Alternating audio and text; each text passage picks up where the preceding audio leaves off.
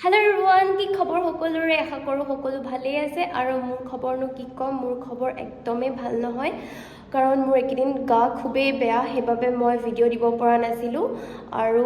দেখিছে মোৰ অৱস্থাটো খিনাই মিনাই অৱস্থাই নাই আৰু আজি মোৰ গাটো অকনমান ভাল হৈছে হেবাবে মই আজি নতুন এটি ভিডিও লৈ আহিছো যাতে আপোনালোকে এই ভিডিওটো চাই উপকৃত হ'ব পাৰে আৰু ঘৰতে এইকেইটা এক্সাৰসাইজ কৰি কঁকাল বিষ